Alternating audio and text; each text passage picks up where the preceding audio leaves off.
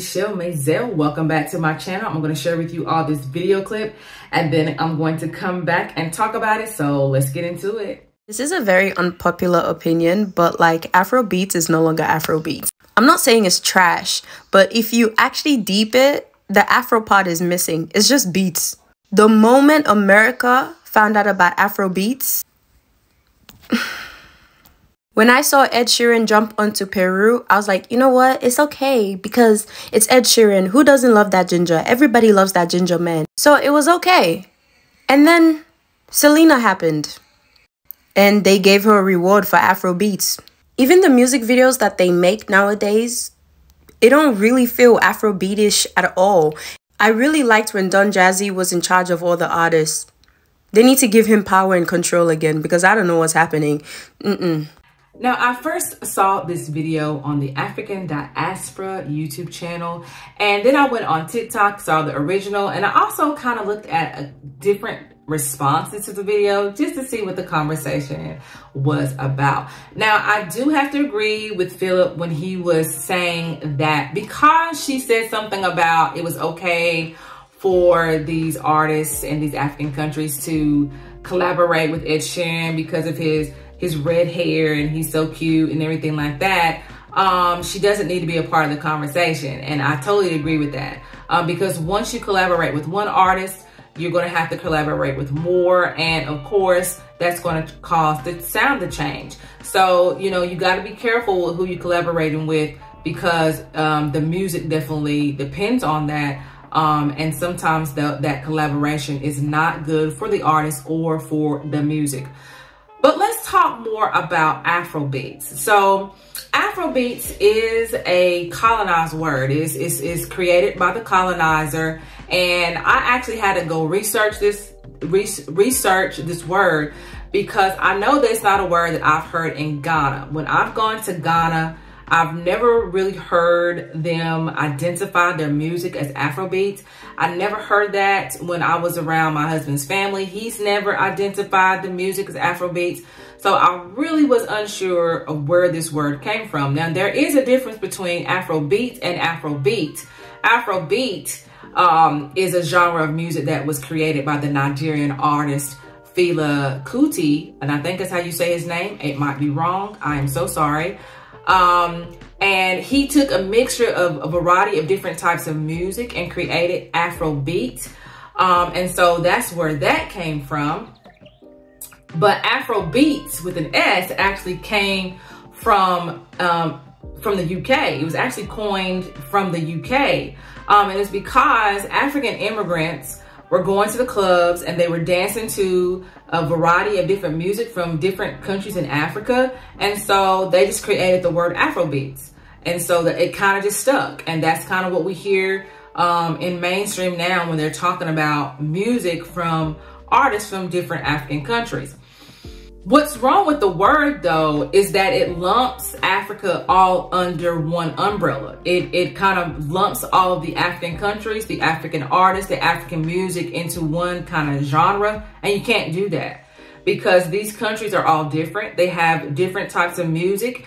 And so with that different types of music, you're going to have a different type of sound. So you can't just say, oh, because it's Afrobeats, then every country in Africa is going to fall up underneath that. You can't do that because that kind of takes away the individuality of each of these countries. And it's important to give them that individuality because their music is a big part of their country and their culture. Now, when you hear the word Afrobeats, what's really being, what they're really talking about is mainstream. They're talking about that there are some artists that are from some countries in Africa who have gone mainstream or who want to go mainstream. And there's not a lot of artists that are falling up underneath that. And these mainstream artists already know what they're doing and how their music is changing. They already know that collaborating with these artists is going to take away from the originality and authenticity of the music. They already know that, but they are willing to do that anyway in order to be accepted in the American society. So when you hear somebody or when you hear her talking about losing Afrobeats, what she's talking about is the artists that these listeners have grown up listening to. They know how they sounded before they went mainstream. They know how they sounded before they wanted to appeal to the American ear, and now their sound has changed, and now they don't recognize them. And so there's a few artists that are under the Afrobeats genre who are mainstream artists from a few African countries, because it's not from all African countries. It is a few.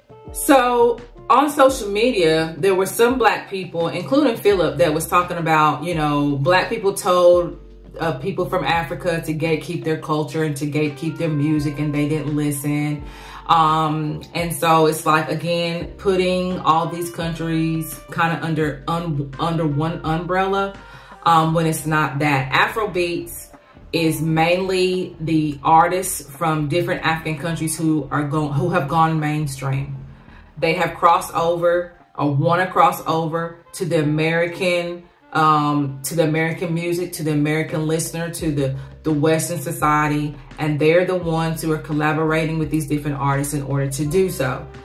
When you go to other countries in Africa, their music has not been untouched. Their music is still original. Their music is still authentic. And so it's not fading. It's not phasing them. It does not apply to that music in these countries in Africa who have no desire to go mainstream, who have no desire to appeal to the American standards or the American ear. So we're talking literally a handful of artists who are trying to cross over, or who have crossed over, and they are changing their music to do so. And they're not the ones having a problem with the collaborations. They're not the ones that care about their music changing. It's their listeners that are caring, of course. The ones that has probably followed them from the very beginning, who have heard how their music sounded before they crossed over, or before they were trying to cross over to the American ear. And so now they're like, okay, well, we've lost Afrobeats in the way that they know it. And they're talking about the mainstream. They're talking about mainstream Afrobeats, or mainstream music from these African countries, not the music in these African countries who are not trying to be mainstream. And so, you know, there has to be a distinction, because when you don't get a distinction, then of course you tend to, you know, people tend to lump all the African music into one, and you just can't do that.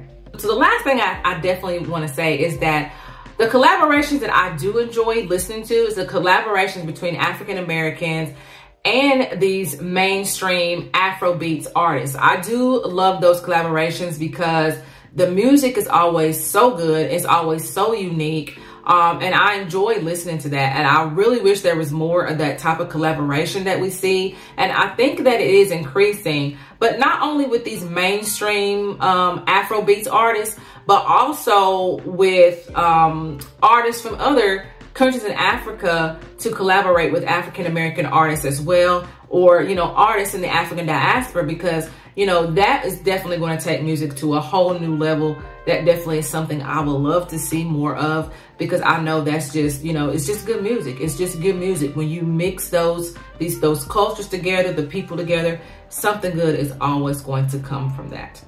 All right, you all, that's all I have to say on that. I am Michele Mazelleغ. Make sure you like and subscribe. Thanks for watching, and I will see you all in the next video. Bye.